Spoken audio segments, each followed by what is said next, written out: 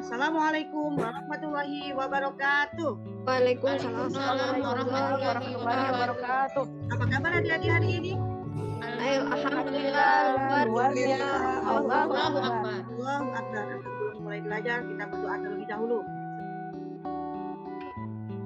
Tidak kasih dan diamati. Satu itu gambar apa? Ada yang sedang bermain. Sedang bermain. Bersikap apa? Jujur. Bersikap jujur. Kait dengan ini, hari ini kita akan membahas tentang sikap jujur. Mencontohkan sikap jujur itu dalam kehidupan sehari-hari. Jadi itu ya tujuan kita hari ini. Manfaat untuk mempelajari bahwa jujur itu penting. Dengan jujur kita bisa mempunyai banyak teman. Poin-poin ibu akan ingat. Sekarang ibu tampilkan layar. Nanti adik-adik membuat catatan. Jadi sama dengan resume, ringkasan isi dari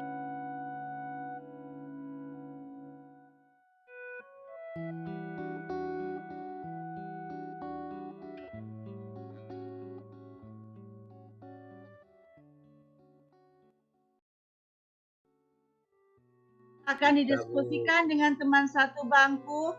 Setujukah kalian dengan sikap Ahmad? Dia sudah bersikap tidak jujur, Bu. Karena dia setuju, Bu, karena tidak itu bukan milik setuju. orang lain. Iya, Karena itu bukan miliknya. Bukan milik sendiri, Milik bukan orang milik lain. sendiri. karena Orang lain. iya betul sekali. Mantap, 100 jempol semua. Masuk untuk kesimpulan hari ini mengenai sikap jujur. Sikap Rasulullah Shallallahu Alaihi Wasallam, kisah teladan Nabi Muhammad Shallallahu Alaihi Wasallam, salah satunya sikap jujur. Apa tadi sikap jujur? Berkata yang benar. Kata yang benar, berbuat yang benar. Untuk nomor 1, Nabi Muhammad Shallallahu Alaihi Wasallam adalah teladan bagi siapa? Umat Islam. Umat Islam, seluruh umat manusia, tidak terkecuali ya, terlebih umat Islam. Nabi Muhammad Shallallahu Alaihi Wasallam selalu jujur dalam Berkata. berkata dan Perbuatan. mantap sekali. Perbuatan. 100, hebat semua. Berkat kejujurannya Nabi Muhammad Shallallahu Alaihi Wasallam mendapat gelar apa tadi?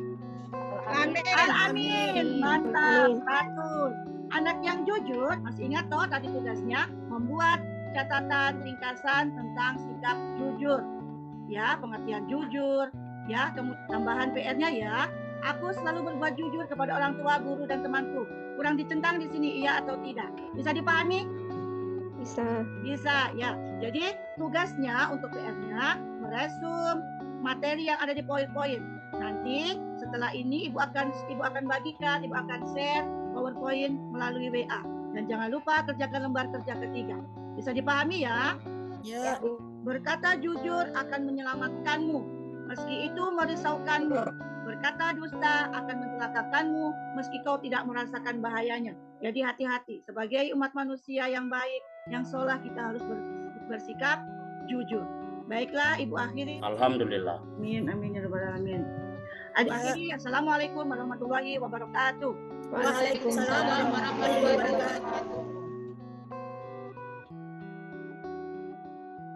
wabarakatuh. Waalaikumsalam warahmatullahi wabarakatuh. Dengan senantiasa memohon petunjuk dari Allah Subhanahu wa taala.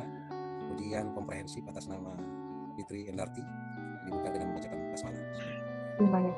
Yang saya hormati Ibu Indra Moko selaku Guru Pamong, Saudara terpuji Fitri Endarti. Disilakan dulu pada Ibu Indra untuk memberikan pertanyaannya. Bismillahirrahmanirrahim. Assalamualaikum warahmatullahi wabarakatuh. Waalaikumsalam warahmatullahi wabarakatuh. Pertama ya, Ibu harus membacakan dulu surat Quran apa? A'udzu billahi minasyaitonir rajim. Bismillahirrahmanirrahim. Alif lam mim. Tilka ayatul kitabil hakim. Hudaw wa rahmatan lil muhsinin. Alladzina yuqimuna sholata wa yu'tuna zakata wa hum bil akhirati hum yuqinun. Ini Ibu tolong ditulis ya, ditulis Al-Quran Al-Lahab ya. Al-Lahab ditulis, dan setelah ditulis ini Ibu caplik harus ada ketertarikan dari siswa. Makanya kita harus mempesona. Ya. Pandangan Ibu dengan guru mempesona itu bagaimana, Bu? Menurut Ibu? Yang mempesona itu mempunyai penampilan yang rapi, baru kemudian dia menunjukkan sikap yang santun sehingga boleh ditiru oleh peserta peserta didik, bertutur kata yang baik. Intinya dia bisa memberikan contoh yang baik kepada peserta didik, baik dalam perbuatan dan perkataan maupun dalam berpenampilan. Bukan hanya mampu mengetahui kompetensi pengetahuan saja, akan tetapi kita harus mampu berpenampilan kepribadian yang baik di depan siswa, mampu ada ketertarikan dari siswa ya, dengan mempesona dengan kelemah lembutan kita ya. Jadi itu. Jadi walaupun kita sudah memasang strategi apapun di dalam pembelajaran itu, tapi kita penampilan performance kita tidak menunjang, tujuan pembelajaran itu tidak akan berhasil ya, diskusi. Nah, di sini di diskusi ini kan kita memang sudah memperbiasakan anak-anak itu kita berpikir atau bernalar lebih tinggi, gitu. Iya. Nah, cara ibu membangkitkan anak itu bisa berpikir lebih tinggi itu bagaimana? Silakan. Yang pertama, jelas memotivasi dulu itu. Kita memberikan narasi-narasi, kita memberikan contoh-contoh yang pengalaman-pengalaman yang memang dalam kehidupan sehari-hari mereka sudah pernah lalui. Ketika peserta didik mempunyai pengalaman-pengalaman itu, mereka bisa mengembangkan apa yang mereka sudah lakukan. Gini, dia bisa menilai diri sendiri ketika itu menjadi pengalaman mereka. Oh, berarti apa yang saya lakukan itu begini. Apa yang saya lakukan ini salah atau benar, atau dia bisa berpikir begitu. Jadi kita memancing mereka, memotivasi mereka untuk mengembangkan apa yang sebenarnya sudah ada pada diri mereka. Walaupun memang belum ada pengalaman dari mereka, setidaknya kita memberikan contoh-contoh yang mereka bisa memikirkan, bisa menganalisis, kemudian mengintegrasikan dengan materi pembelajaran itu sendiri. Nah, ini Ibu jelaskan tadi. Jadi kita tambah di situ akan kita tampilkan video atau gambar. Mereka akan berpikir lebih tinggi, mengamati atau menganalisis gambar apa atau video apa yang Ibu tayangkan di situ. Di situ akan membangkitkan daya nalar mereka, tujuan pembelajaran. Tujuan pembelajaran dibuat untuk mencapai capaian IPK, indikator pencapaian kompetensi, sehingga tujuan dari pembelajaran itu sendiri dapat tercapai, bisa menerapkan dalam kehidupan sehari-hari. Jadi kita buat tujuan ini adalah poros segala-galanya untuk kita menyusun kegiatan pembelajaran. Ya, tadi dibacakan indikator yang memuat IPK coach. Di 3.15.1 menguraikan sikap terpuji dari kisah keteladanan Nabi Muhammad SAW. Menguraikan itu termasuk di C4, jadi dia sudah termasuk di HOT. Baru ke 3.15.2 mendiagnosis sikap jujur dari kisah keteladanan Nabi Muhammad.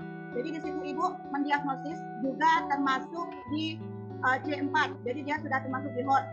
Lalu kemudian di keterampilan menunjukkan sikap terpuji dari kisah keteladanan Nabi Muhammad, menunjukkan itu masuk di P3. Di P3 itu sudah termasuk di HOT. Baru kemudian di IPK 4.15.2 mengembangkan kisah sikap keteladanan Nabi Muhammad SAW dalam kehidupan sehari-hari. Mengembangkan itu juga termasuk dalam P3. Jadi P3 ini sudah termasuk kategori HOT. Jadi harus mengandung C4 di bagian pengetahuan. C4, C5, C6. Kemudian di praktek itu adalah mulai dari P3, P4, P5. Ya Bu ya? Ya, siap. Oke. Kita di dalam kegiatan pembelajaran itu, siswa itu kan ada karakter mereka itu kan berbeda-beda, bervariasi, ya kan? Ada yang selalu mengganggu, ada juga yang diam. Diam dalam artian tidak melakukan atau tidak melakukan membuat tugas kelompok. Dia hanya diam di sudut-sudut yang itu. Dia ini tidak bergabung dengan kelompok. Nah, di sini yang saya ingin tanyakan. Iya, oke. Yang pertama, saya memang memanggil anak tersebut. Kita ajak bercerita dulu dengan saya secara dengan baik-baik, dekatan, menanyakan ada sehingga dia ini tidak mau bersosialisasi dengan teman-teman. Itu yang pertama. Baru kemudian menggabungkan dia dengan kelompok. Yang pertama saya temani dulu. Saya ajak dia bergabung dengan kelompok. Saya temani, saya arahkan dulu dia sehingga dia mau bersosialisasi dengan teman-teman. Nah, dari situ saya mulai memancing dia untuk saling berkomunikasi dengan teman yang lain. Pelan-pelan saya lakukan itu sampai akhirnya dia akan terbiasa. Sampai akhirnya dia pun akan, tanpa dia sadari, dia sudah melakukan sosialisasi tersebut. Kalau kita hadapi, maksudnya ketika kita melihat anak itu tidak hanya diam, tidak melakukan tugas atau apa itu, kita harus melakukan pendekatan. Ya. Iya. Oke, ya, di situ kan ada di bahan ajar itu kan ada konsep ya, konseptual, ada faktual ya. Konsepnya yang seperti apa di bahan ajar, kemudian di apa? Faktanya apa di situ? Silakan, Bu. Faktanya ada di materi Muhammad sebagai teladan. Jadi Iya. beliau sebagai teladan umat Islam, salah satunya beliau bersikap jujur sehingga beliau diberikan gelar Al-Amin. Iya, fakta atau konsep? Itu konsepnya. Faktanya, sejak kecil Nabi Muhammad selalu memiliki sifat jujur. Beliau dikenal sebagai pedagang yang jujur, juga sebagai pemimpin yang jujur. Itu sebagai fakta, karena dalam sejarah pun sudah banyak yang menceritakan tentang kejujuran Nabi Muhammad SAW. Di langkah-langkah pembelajaran itu kan ada yang disebut dengan penguatan. Dalam ilmu didaktik metodik ada yang disebut dengan penguatan. Ya, penguatannya atau disebut dengan reinforcement ya. Penguatan. Ya, ada macam-macam penguatan. Itu dasar-dasar didaktik metodik sudah kita pelajari. Namun yang ingin saya tanyakan ke saudara teruji, dapatkah saudara menjelaskan mengapa penguatan itu penting? Filosofisnya.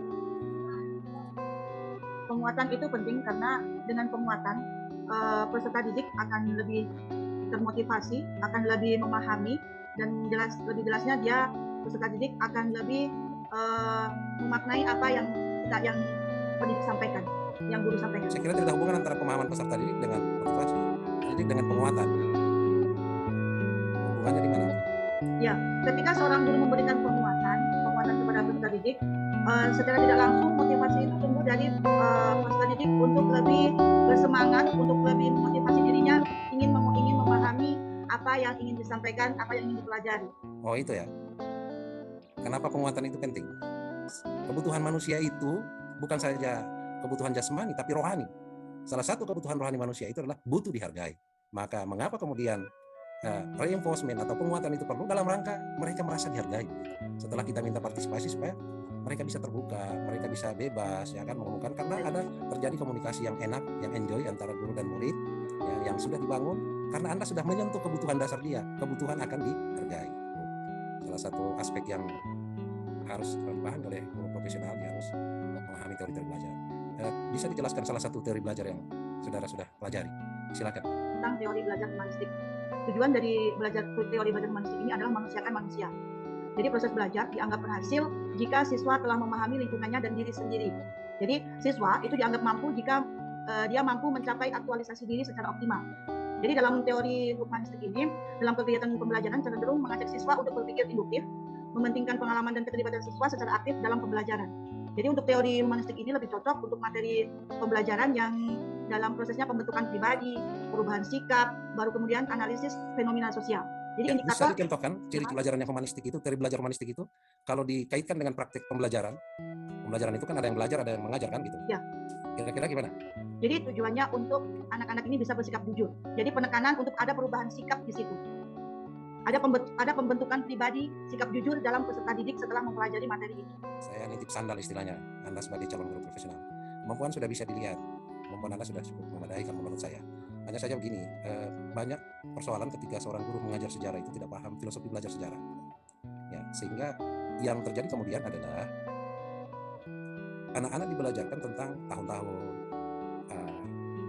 hanya berakhir deskripsi peristiwa masa lampau itu.